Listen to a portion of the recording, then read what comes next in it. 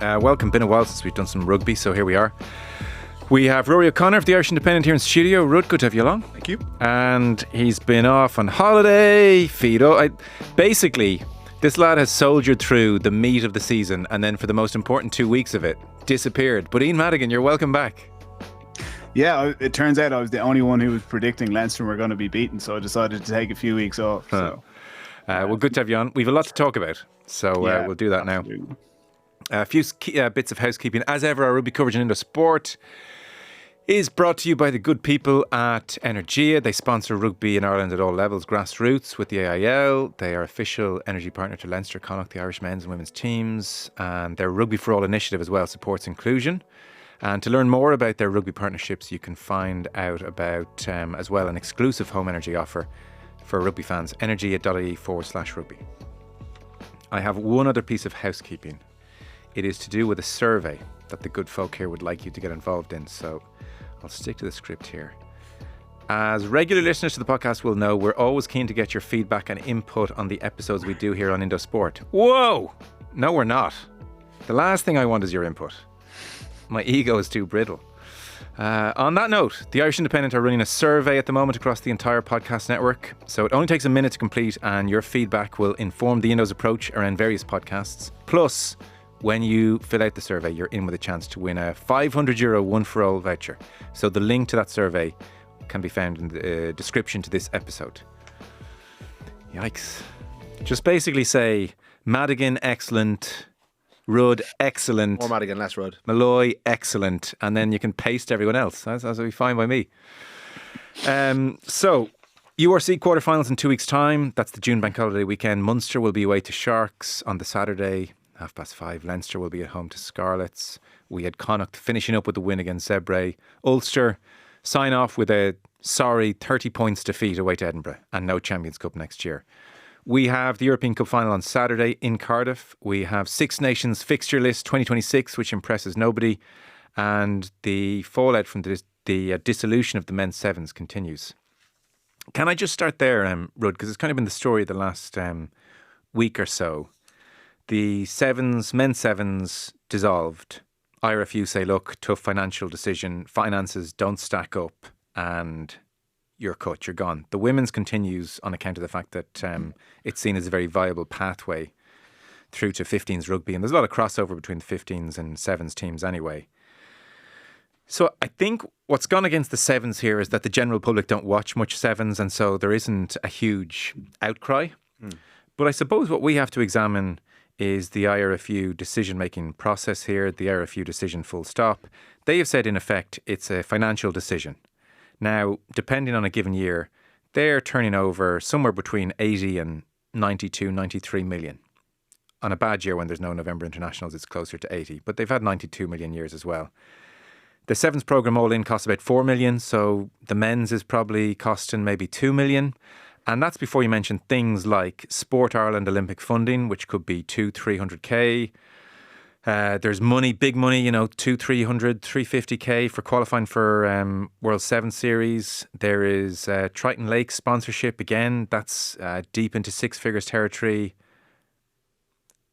The finances argument doesn't stack up to me. It washes out about 450. Once you take per program, so men's and women's each is about 450, as I understand it. So with the 92 million in a good year and an 80 million euro turnover in a good year, this is costing them 450. Yeah, and this is the thing they chop. That merits severe question. There is an ongoing financial review at the IRFU, and as I understand it, there's a hiring freeze going on. So there is a bigger picture, and I suppose the timing with the sevens means that perhaps if it is a financial decision and it's part of an overall financial review, they're the first ones to go because the season just ended. If they are going to cut a programme, they would do it now because they have to give a certain amount of notice. They're paying the men's sevens players up until the end of the calendar year, but their contracts are up in August. And I guess what they have to communicate to them is that you are not getting a new contract because we are discontinuing the process. But to me, it's more of a political decision. This is about power within the IRFU. David Nucifora, if you go back 10, 12 years, was brought in as part of Plan Ireland by a group of Blazers or RFU committee heads who wanted to reduce, who were turkeys voting for Christmas in a sense. They wanted to reduce their own power or the power of Lansdowne Road and put an all-powerful figure in charge of performance across Irish rugby, the most powerful position that was ever created. They recruited David Nucifora in, bullheaded, and I think he proudly described himself as this man from Australia who took no prisoners, who'd done it in Australia, who liked to break eggs, who saw conflict as part of a successful environment.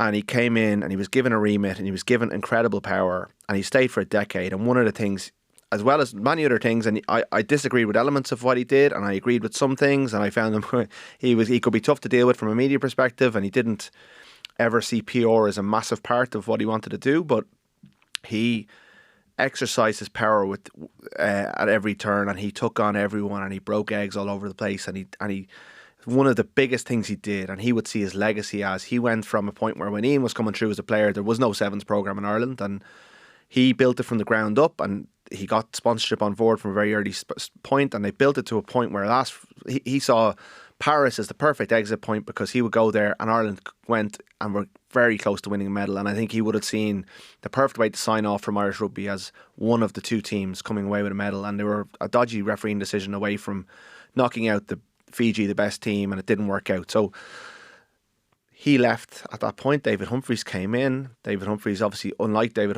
Nucifora, doesn't have has pre-existing relationships with Irish rugby. He's an Irish rugby legend. He's an Ulster rugby legend, and he's a more conciliatory presence, and probably is there partly to mend bridges between different parts of the IRFU. But certainly, as soon as he came in, the mood music around sevens changed. It was no longer the priority that it was. And because the three provinces outside Leinster are underperforming and the women's national team needs massive investment to get up to the level they've got in the last year, they've decided that that's where the resources of the performance side of the house need to lie. And we initially got wind that the sevens programme was in real trouble. Well, when the performances started to tank and they didn't replace the huge swathe of players who retired after the last after the Olympics, but also just the mood music around January was very grim about what they thought of it. And one senior figure in the RFU told me we are a 15s nation and sevens is not a priority anymore. So that was, the writing was on the wall then. And I think the reaction, the RFU, when they announced it last Wednesday after Billy Dardis went public at a OFI gig, OCI, Olympic Council of Ireland, I think, gig last week, they would never envisage that 7 days later it would still be being discussed, and that it would have been discussed on the BBC Rugby Union Weekly podcast, on Jim Hamilton's podcast. That has become a world story, because I think people see it as the first movers, that the RFU were the first movers in this. So the reaction, I think that we found out that a lot of those players are very articulate, very strong, powerful communicators, like Harry McNulty, Terry Kennedy. They've come out strong, they've come out well informed, they've disabused the world of some of the kind of certainties that the RFU put out in their press release around the finances. They've shone light on stuff like the spend on former presidents going to Six Nations games, which maybe is part of the overall financial review, but as far as I'm aware is still if you're a former president of the RFU, you still get to go to away Six Nations match, you still get tickets for the Viva Stadium. Things like that, maybe the dark corners of the RFU that kind of stay in the dark unless something happens. They've started to shine light on that. Sponsors have come out saying they weren't consulted beforehand. Was there an effort made to raise more money for this programme to keep it going, or was it just an axe? And I appreciate I've gone on for a little while now, but it's blown back in their face to a degree. But the players have been informed, the programme is gone, and I don't see any way for it to come back, even though those players have come out and spoken so passionately about it. Oh, it's great context for everyone. So when everything goes through the wash, about 450k saved, but an entire team dissolved and men's sevens dissolved. Ian, your thoughts on the situation? Yeah, look, it's so informative from Rudd there, and I think the announcement itself is something that I'm sure the IRFU will look back on and say they could have done a better job at it. And the PR damage to the brand in itself, I think, probably outweighs the 450k. And what's admirable is how these players that led by Harry McNulty have come out with a very measured message. They haven't lost their heads. They've been very calculated in what they've said. They've been accurate with their figures. And that has garnered a huge amount of support for the sevens programme. Look, there's two sides to this. The other side is the financial side. You look at, Biarritz have just been relegated for financial issues that they've had. Obviously, we know about London Irish, Wasps, Worcester. Looks like one of the Welsh regions may be going. Like, rugby is in a perilous enough position financially, so they've had to look at this and go, well, something's got to go. The poor performances of the men's provincial teams has had an effect. Like, not having home last 16, home quarterfinal, home semi-final of Europe and the URC. That is a meaningful amount of money. Like, you could average each of those games out at probably in around 200 grand. If Ulster had, their fair share of them, maybe 2 or 3 or 4 of them alongside Munster, that you're looking at an extra 1.5, 2 million. Could that be enough to have kept the Sevens program going? I'm not saying that's the reason, but there's accumulative things here. The reality is with the Sevens, it doesn't get media attention. It's not a product that is watched widely on the TV.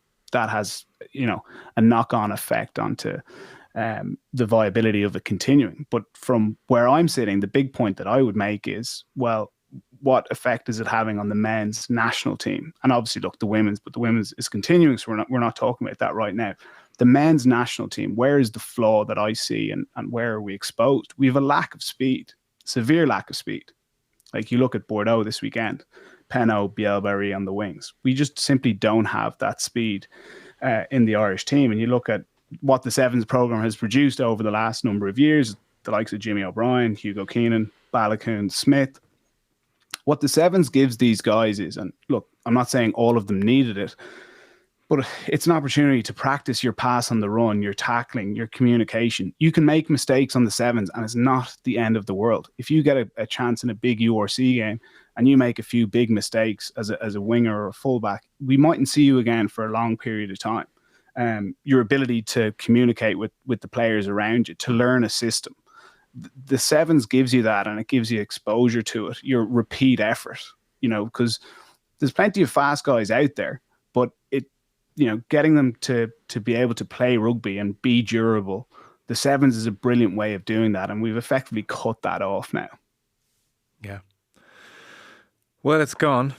I guess they've had a good 7-day news cycle. I think it'll just wither a touch, Rud, and go away, or is there a kind of reckoning coming of some kind? I don't know if there's a reckoning, but I think what it's done is it's certainly put everyone in Irish rugby on alert that nothing is safe, and that the picture that Ian's painting, like the broadcast on top of the 3 provinces not doing well, the broadcast landscape isn't brilliant. Certainly the money that came in from EPCR in the last rights cycle wasn't as good as what they wanted.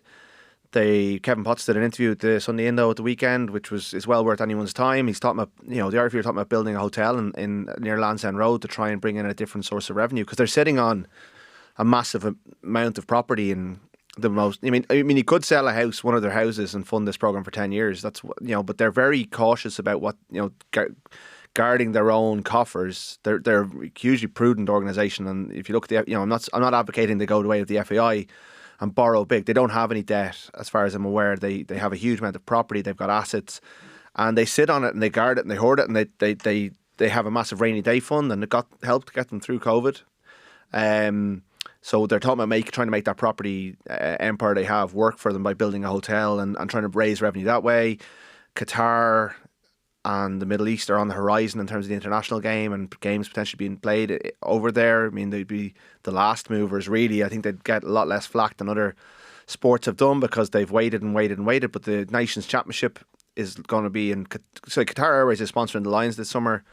I think they're playing for the Qatar Airways Cup, and the Nations Championship will be in Qatar in 2028. So the finals will be in London this time in 2026, and the new tournament starts next year. So they're looking at alternative revenue streams because the game, we're in a bit of a crunch at the moment across the game, but also within Irish rugby. Yeah. I know the women's sevens players within the squad have a massive sense of unease about the future, even though the IRFU have explicitly said their future is secure. They worry about the direction they're going to go in. If one's being wound down, what happens with the other? So I think it could be a canary in the coal mine in terms of like nothing is sacred. I don't think we're going to get back to where the people of Connacht will have to march on Lansdowne Road, but It's not a good moment financially for rugby in general, and for a while it felt like Ireland were outside of that. But to keep the show on the road, it does seem like the IRFU feel like they need to cut. Yeah. Well, look, we'll reach out to Dave Nucifora. Well, actually, we'll reach out to both. We'll reach out to Dave Nucifora. I suspect he's not enthralled watching this happen after his decade. And we'll reach out to David Humphreys as well. The IRFU own the game. Like, rightly or wrongly, someone has to own the game. They're the guardians of the game. It's for all sizes. It's tag rugby. It's sevens. It's 15s. We are a 15s nation.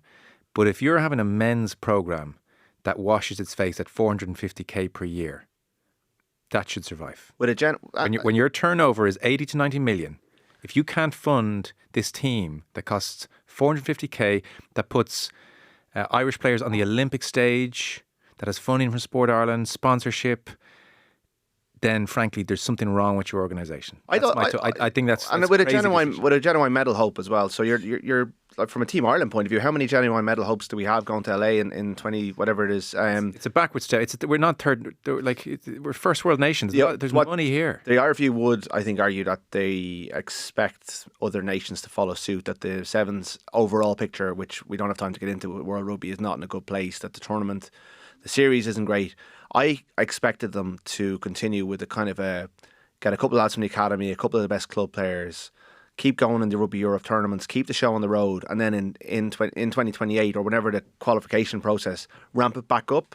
I think there's an argument for rescuing it that way and trying to keep it as an Olympic sport, but kind of, you know, not have the expense of the full-time programme. There's enough good rugby players that if you got them organised 18 months out, they might not medal, but they do you proud, and also it would be an avenue, again, as Ian says, for athletes. Like Zach Ward is the best example in my book. You know, a flanker who missed out in Ulster Academy, went and played for Ballinhinch, got picked up by the Sevens programme, and he's now got a 3-year deal at Ulster, and he's rampaging around Bordeaux in a European Cup match, looking like one of the best players on the pitch, and I think has a really good shot at going on tour with Ireland this summer, and is definitely a profile of player who could play for Ireland and would have been lost to us. It's an avenue for athletes who are not in the schools or who are outside of rugby to get into the game. There was never an infrastructure built in terms of, you know, sevens competitions domestically. There was never a sevens league when the AIL finished. There's no, apart from Kinsale and the one-off events, there's no kind of infrastructure was never built below, and that's a criticism of Nucifora, that he didn't embed it deep in the club game and the community. Even with the provinces, like, you know, could you have before the start of the season the 4 provinces playing an Interpro? We never had a sevens event here, so there's missed opportunities, and it's not all on the union. But I agree with you that I think they're supposed to be growing the game, and this isn't growing the game. Let's push on. There's a European Cup final on Saturday in Cardiff. So Northampton, Bordeaux, Principality Stadium. It's 2:45 kickoff. We've obviously had Leinster in the last 3 finals, so kind of treated in terms of Irish interest. So that's not the case this year for obvious reasons. Ian, I wanted to maybe talk about this through the prism of Joey Carbery, if you could. So this is, you know, a great chance for him to win a second European Cup. He was there in 18 with Leinster. Keane Tracy in the paper was pointing out he's played 21 times for Bordeaux this season. That includes 13 starts. And once they go 5-3 on the bench on Saturday, then he should play or get off the bench, certainly in another European Cup final. In terms of somebody who played out half for Leinster and then went to play for Bordeaux in France, you're a reasonably good guest to talk to us. So URC for Leinster, playing in France, playing in the Premiership as well. Be fascinated in terms of styles of play, cultural differences, which I'm sure manifest on the pitch. You've an eye for intricacies of the game, the different demands maybe on an out half across various leagues. Yeah, like it's been a really good season for Joey Carbery. Like to start off, like he had his injury troubles with Ireland and Munster, which kind of plagued him down there. But you could kind of get a sense that he was coming out the other side of it. He started off the year, got a reasonably nasty wrist injury, but came back from it quickly and has played really well. You know, as you said, 13 starts. He's played a large number of away games for Bordeaux, which are the really tricky ones in the top 14, and he's navigated those particularly well. He's competing with, you know, one of the best out halves in the world in Jalibert, but they use him at fullback off the bench as well. And yeah, it's been a really, really good season for him. What I'd say is about the top 14 is it's a really tough league. Like in my view, it's the league that contains the best players in the world. It's the most competitive home and away. You've got 14 teams two are getting, one is definitely getting relegated, and then there's a playoff for the team that comes second last. So that means it's really competitive at the bottom end of the table. And then with the way the barrage is set up, it's top 6 qualify. For the barrage, 6 plays third, obviously third plays fourth, etc. And then the teams that finish first and second get a bye week. So you're competing at the top end there as well. And then, excuse the dogs there, they're doing the security business. And then you've obviously got European qualification, which is huge for French teams. You know, I know some of them, you think they don't try particularly hard on the away games in Europe, but being in the Champions Cup is a huge part of French rugby.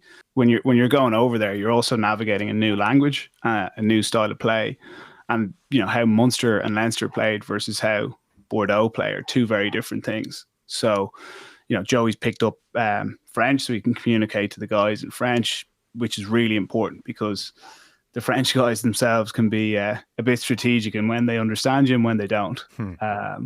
So yeah, look, I'll be rooting for my old club in Bordeaux and rooting for Joey Carbery. It'd be a great win for him. And what were the big differences in terms of style of play and demands on you as an out half and the attributes an out half needs versus, say, URC or Premiership?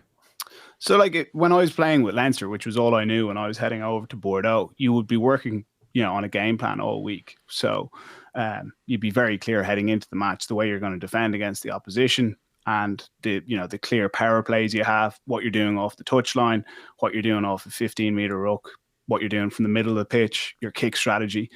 And you'd follow that very closely during the week and then you implement it at the weekend. What I found with Bordeaux is we would do that, you know, Monday to Friday. And I'd be thinking, oh, this is pretty similar to what I knew at Leinster.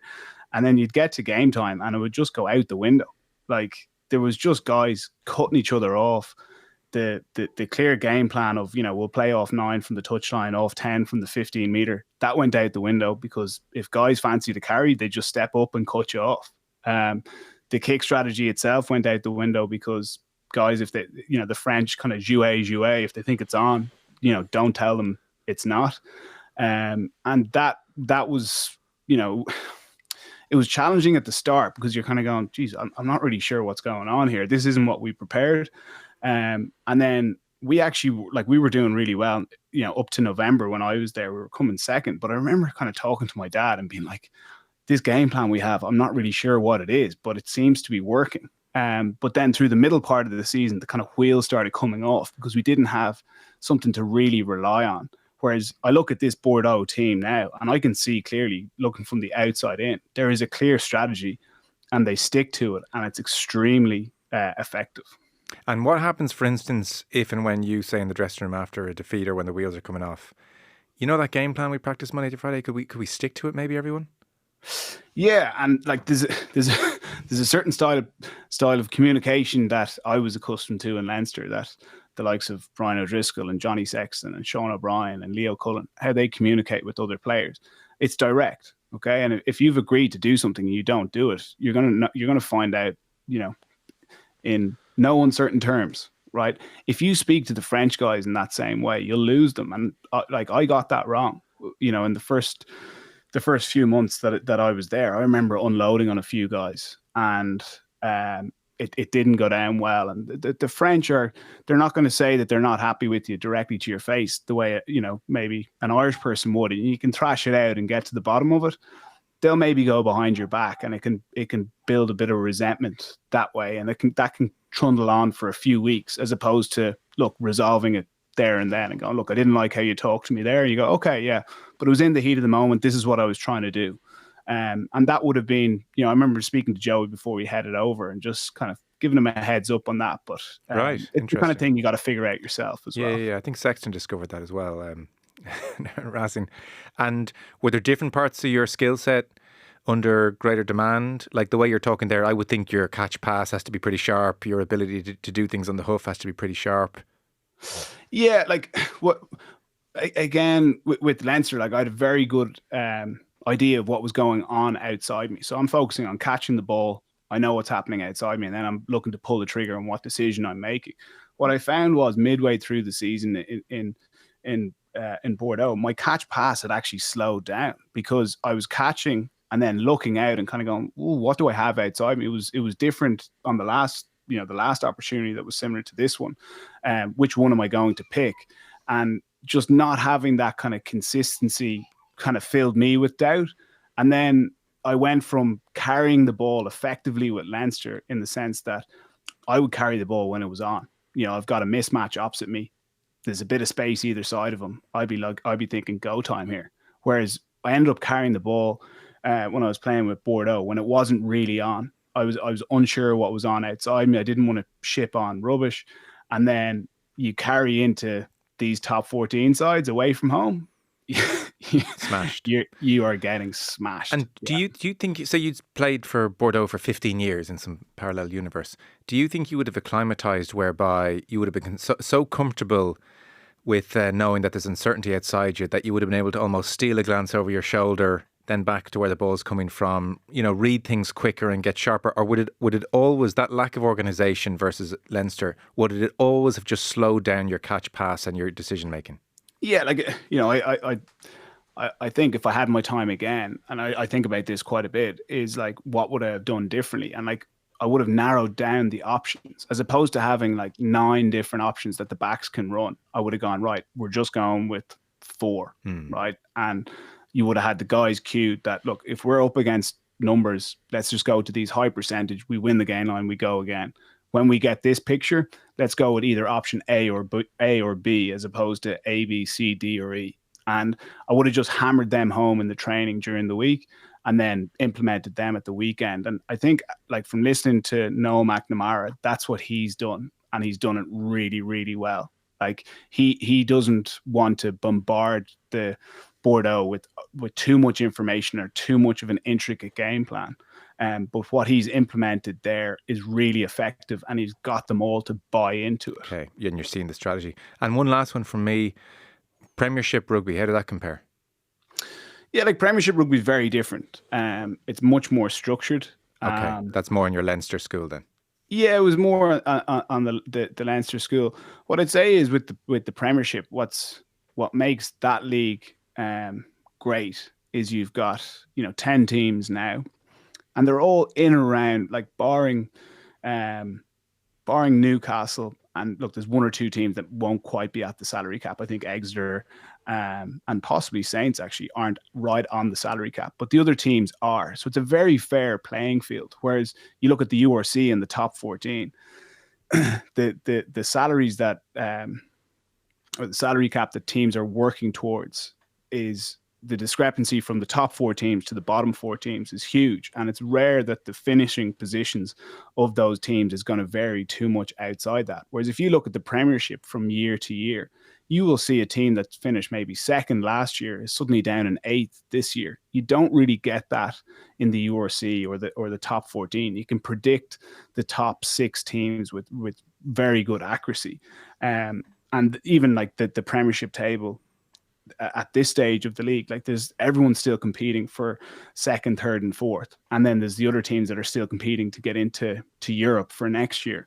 But yeah, the style it's much more predictable as well. So that, look, when you're playing away from home in Welford Road, you know what you're coming up against. Teams are less emotional, so you won't get the inconsistencies that you get in the top 14, where you're playing at home and they send their 2nd team and it's a bit easier. Yeah, it's interesting. And if you had to spend your whole career playing just one of the 3?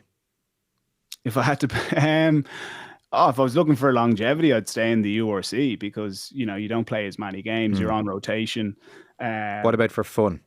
For fun, it's a great question. Like, I think there's pros and cons to each of the leagues. I loved my time in all of them, but like, when things are going well, and they were for a period of time in the top 14, it is an amazing league. You're playing week in, week out in front of like 30,000 people. Yeah, it's so competitive. It was the only show in town when I was in Bordeaux. And then, yes, similar with Bristol, it was different because, look, you've got the soccer, that's number 1 show in town when you're there. But I love the Premiership, like the week in, week out slog, smaller squads, the consistency of knowing that you're going to be starting every week. That was really cool. I love that. Yeah. But yeah, fond memories of the URC as well. It's great to have experienced it all, not every rugby player does, especially Irish. Sorry, Rud, waiting patiently. Don't want to jinx it. This looks like it can't but be a great final to watch. Yeah, like styles make fights, and you two very positive teams who go after the opposition, who score a large amount of points. There is potential, I think, for Bordeaux to blow Northampton out. Right.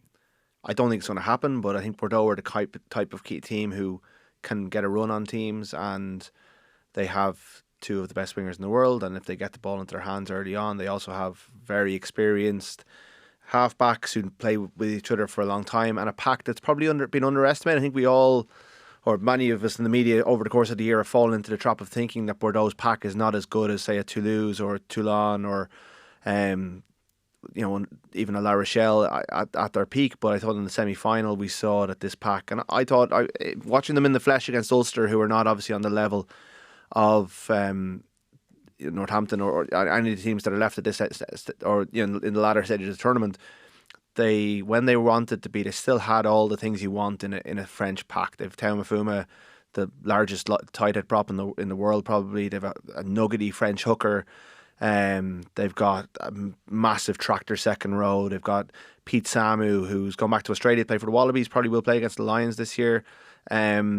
Unbelievable player, like a probably an unsung hero because he left the Australian system quite young, but a really important player for this Bordeaux team. So I think their pack has all the ingredients to get on top of a Northampton Saints pack that were brilliant against Leinster. I know. They're going to have to scale those heights again, and that's hard. They were phenomenal against Leinster, really. Yeah, phenomenal. But Leinster underperformed at such a massive degree. How many Northampton Saints forwards are gone on the lines? Just Henry Pollock. Now he's very good, but pretty much the entire Leinster pack has gone on that line. So I don't Bordeaux need to perform, but if they do perform, I do think they are a better side. But I thought that about Leinster as well, and I fully expect Northampton to show up. I don't think it's going to happen, but I do think there's potential for, if one of the teams is going to get away, it could be Bordeaux. Fair. Ian, last word on it then. Who do you fancy, if anyone in particular? I actually think it's quite a hard one to call. Yeah. I'd agree with what Rudd has said there, but focusing on, obviously Rudd is focusing on the positives that Bordeaux offer. There's no team more dangerous on counter-attack. Their ability to move the ball to, as Rudd said, the best wingers in the world is exceptional, and it's the strategy behind that. They're very smart in what breakdowns they target, and they've got poach threats across their team. And then when they do get it, they move it so swiftly that with the speed they have across that back line, it's devastating. But look, they haven't won anything. They have a deep scar from last year's top 14 final where Toulouse got on top of them. That game ran away from them significantly.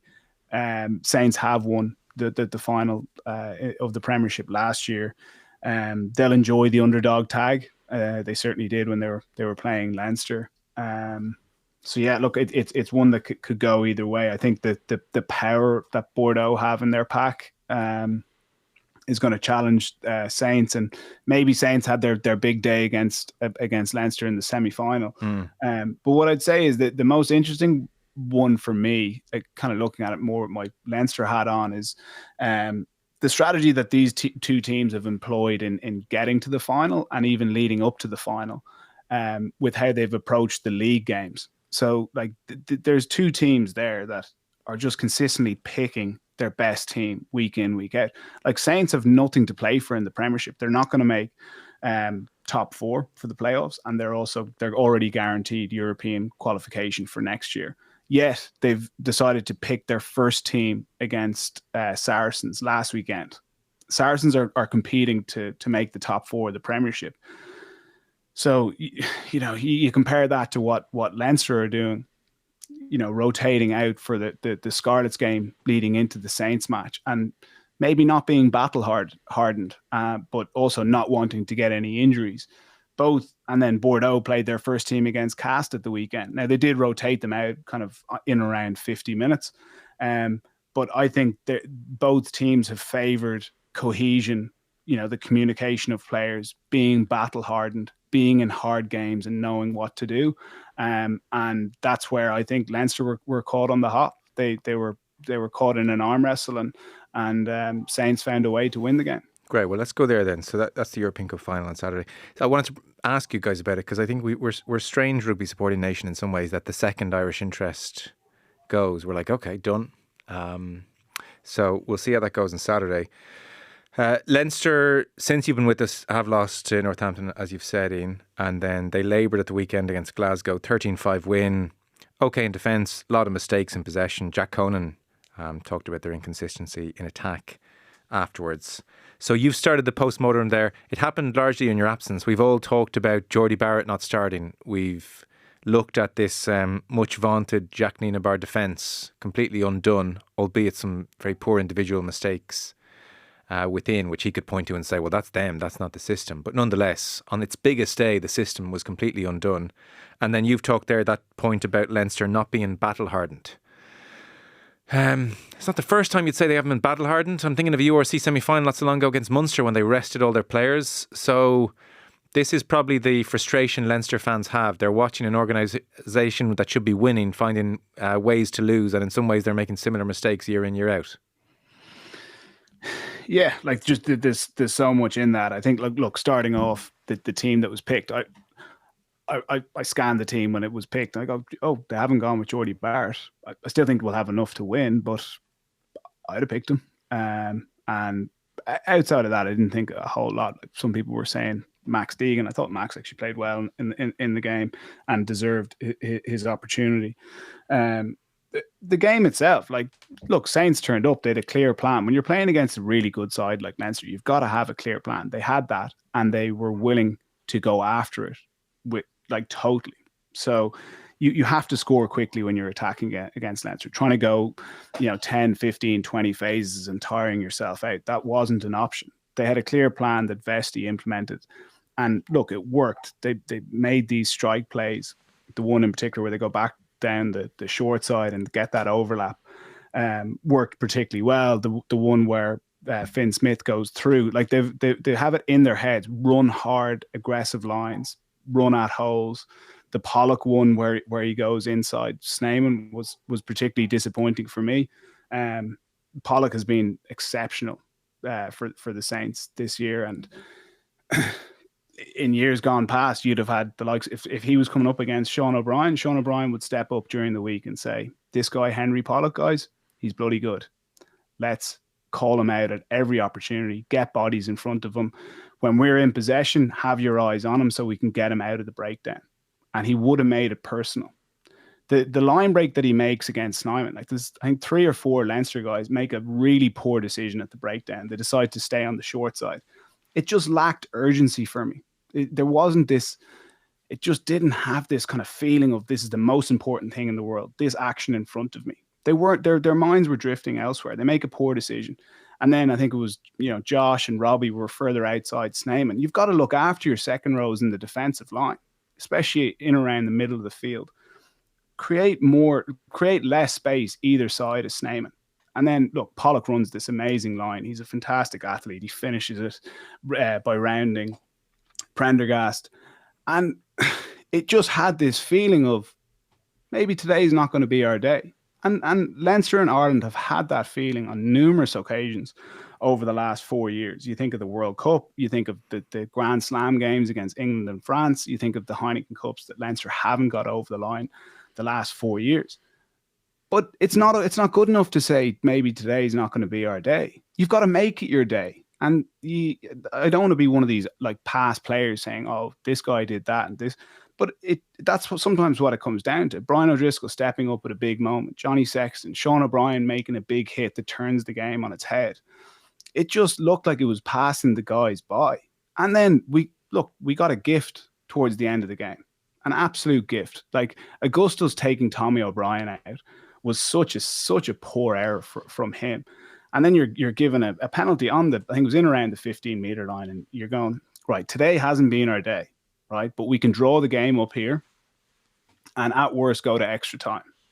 But they decided to go, no, we're going to the corner. And for me, I said it at the time, and I don't want to be like one of these hindsight guys, but it hasn't been your day up to that point. Draw the game up. Back, the momentum is suddenly back with you. You then go into extra time.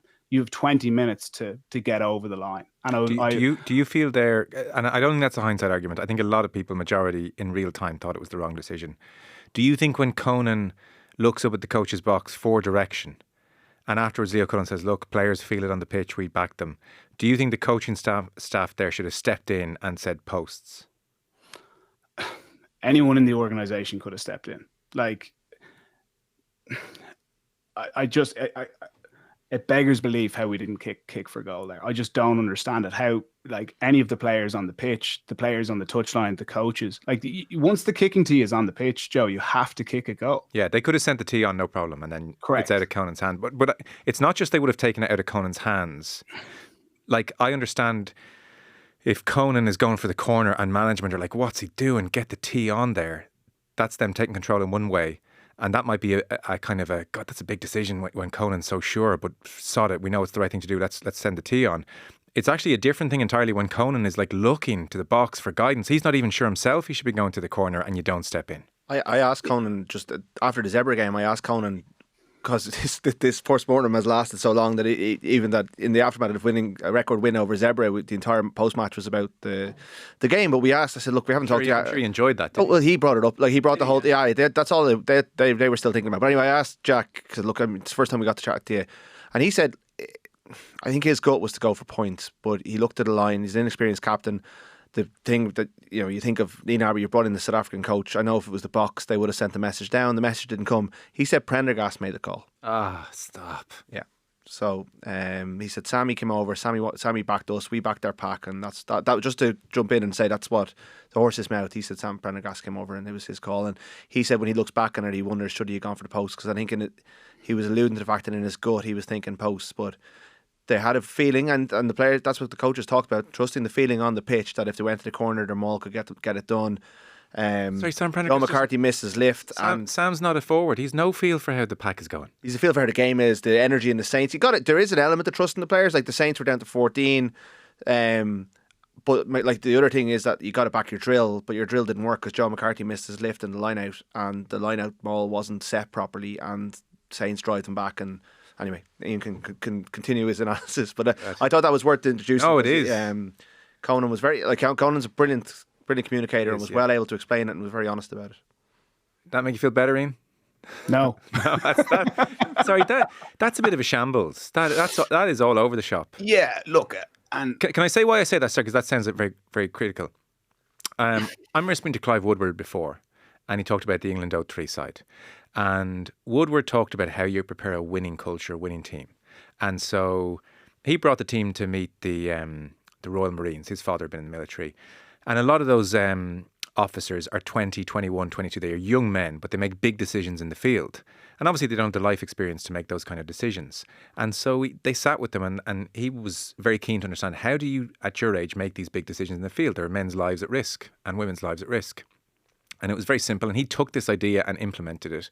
But what they do in the forces, in that department certainly, is they workshop everything in a classroom. Every possible scenario you can think of, they workshop it across weeks and months. And over time, they come back to certain workshops and they say, do we still agree we would do this in this situation here? And they think it through clearly, rationally.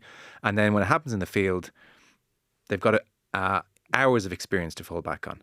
And he said, we did that with England. So across from 97 through to 03, after training, different days, sit down. We're 3 points down in a Heineken Champions Cup semi-final. They're down to 14 men. We have a guaranteed kick at the post. There's 5 minutes to go. What do we do? Discuss. Tease it all out. And then when the moment arises, Jack Conan and everybody else in the field, there is no decision to be made. They have workshopped it out as a group. And so when it gets to all those scenarios on the way to winning a World Cup, they know exactly what they're doing. There's no doubt. You compare that with Conan looking, Prendergast weighs in, coaching box saying nothing. That's why I use the word shambles. Yeah, but it looked decisive, Joe. That's what's bothering you. It looked indecisive. Yeah.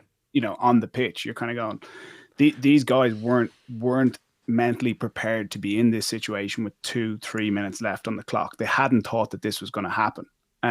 And look, I love the army analogy. When I was in Bristol, I had a personal trainer who was an ex-sniper in the British Army, and I love talking to him about it because it's fascinating. Like, especially in Ireland, we don't really have like the military force that the UK or the US would have. I love finding out more about it. And a phrase he used with me was like, the best laid plans are great. And he goes, until the first shot is fired. And he goes, then you got to adapt. It's just adapting every single stage of it. And I fancied myself of maybe going okay in the army, and he laughed at me and he goes, Ian, he goes, you don't need to think, you just need to follow your nose and just do what you're told. Yeah. And it was fascinating having those conversations with Dan and then trying to implement parts of it into what we were doing, because you can have the best plans, but look, Saints had turned up, they put them into this position. You've got to make the right decision at that point. Yeah. And it also comes down to, Joe, like, look, as a goal kicker, you're going to get criticised.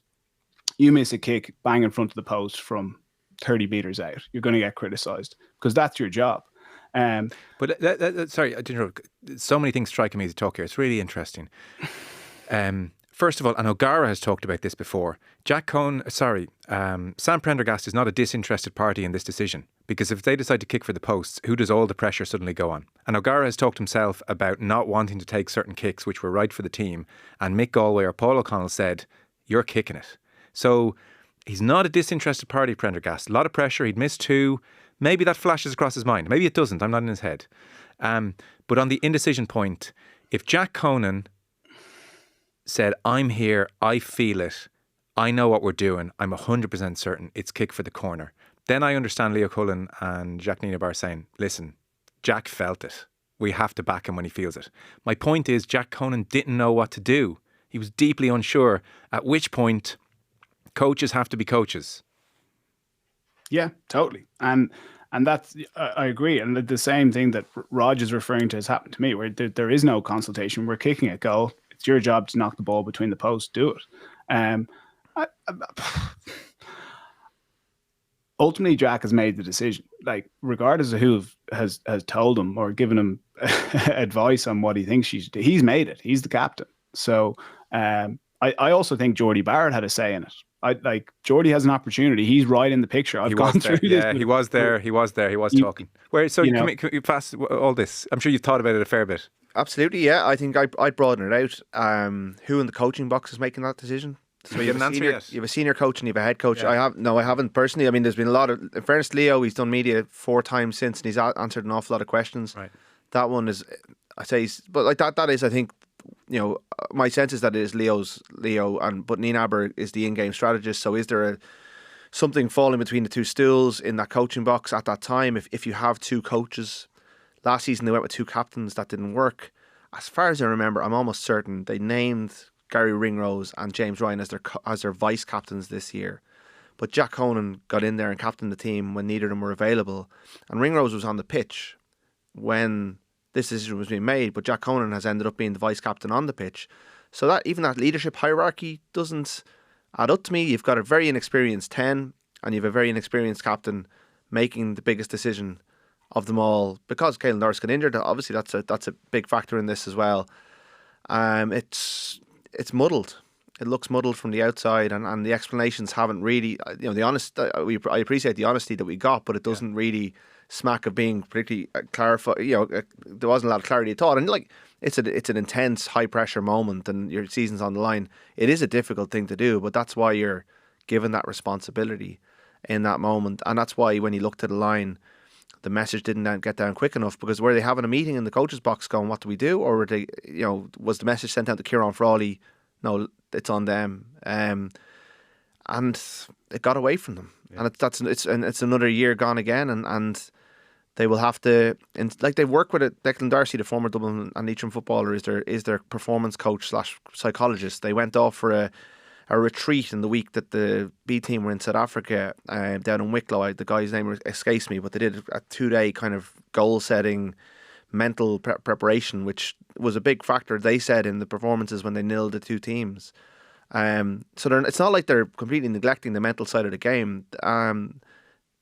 They're putting a lot into it, and they've gone and recruited the World Cup winning coach, and they've got a Wales forward coach, and they've got Tyler Blindall, a former 10, who's very highly regarded. A lot of the pieces are there, but for whatever reason, when it came to that big moment, they didn't add up to. Yeah, well, that's what's so, I think, interesting is they're not just doing the same thing year in, year out. I mean, they've completely ripped up the DNA of the club and brought in Nina Bar, and they are doing different things. So it's not the definition of insanity, and yet the result is so eerily similar when they're under pressure. Because I take your point about Harlequins and Glasgow, but mentally they weren't tested in those games. You can put a bit of a bow on the overarching point, because it's a bit more than the kick at the end, of course. But like some of the things you said there around the Pollock try where it went through the gap between Sneeman and Porter, like no urgency, their minds drifting, not focused on the play at hand, the game passing them by, no one stepping up. That's kind of a shocking indictment when it's the game of the season. Yeah, and I think when you're analysing these games, sometimes you can look for like what was the reason why we lost. It's never going to be one glaringly obvious point, but there is lots of 1%ers throughout the game.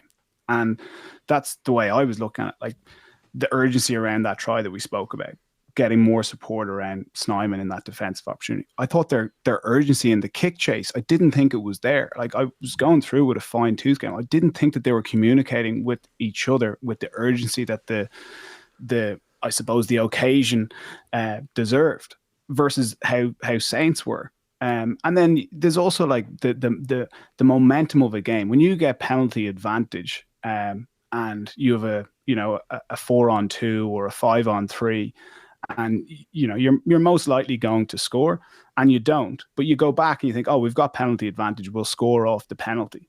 And Leinster actually did. They typically did, but it was giving belief to the Saints. Well, we can keep these guys out. When you get the opportunity to score quickly. Leinster do that particularly well. The other big area of the game, if you go through the whole season for Leinster, the time period of 35 minutes on the game clock to 45 minutes on the game clock, Leinster absolutely dominate teams. On average, they're winning that time period about 14 points to 0.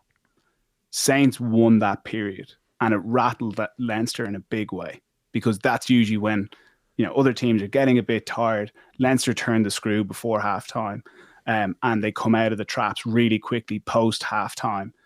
When maybe teams are trying to implement different parts of the game plan, it's a good time to catch them. Leinster dominated that area.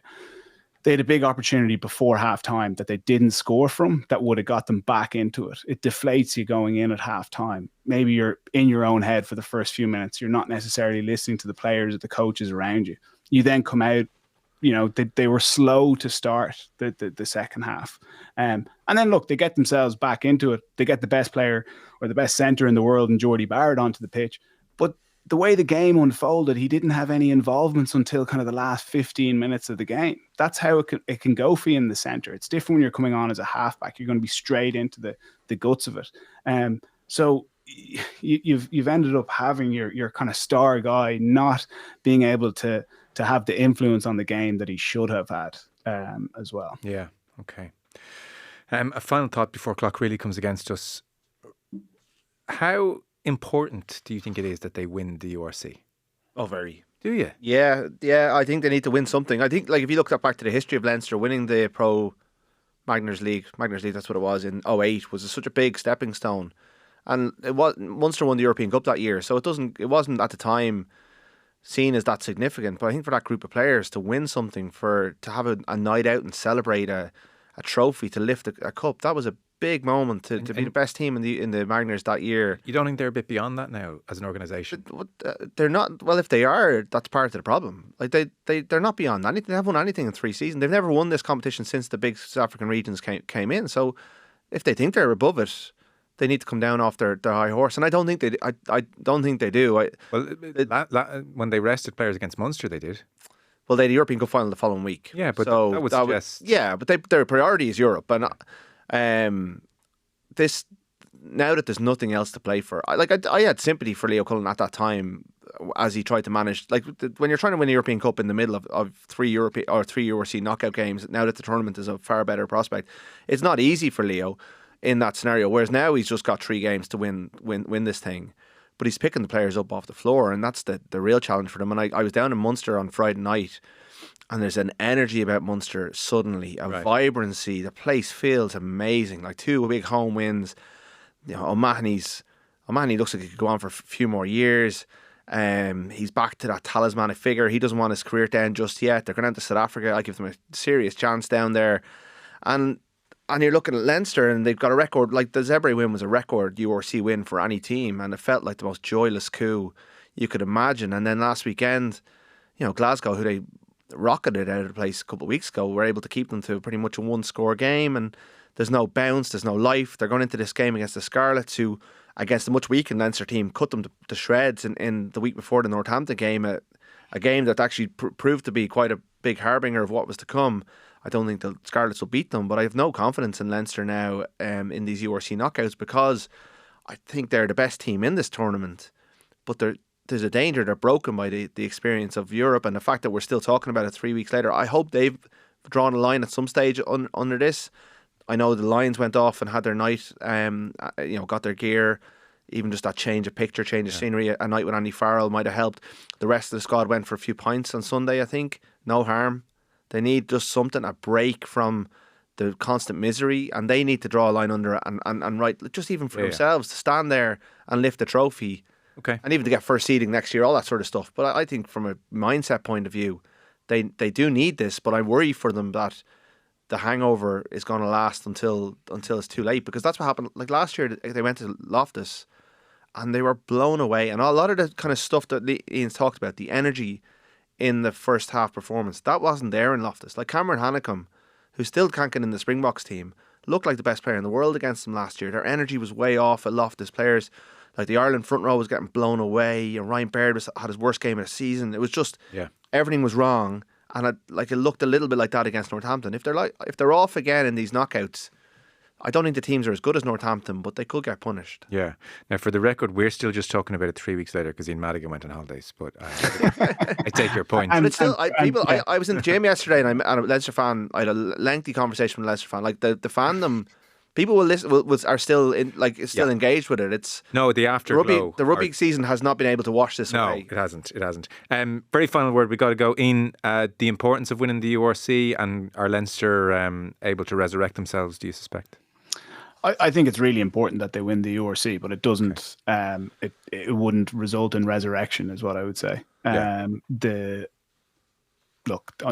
they win Europe and get on top in these kind of arm wrestle games, you got to be critical of the individuals as well. It's easy to point the finger at Leo Cullen and say, look, we haven't had the trophies here.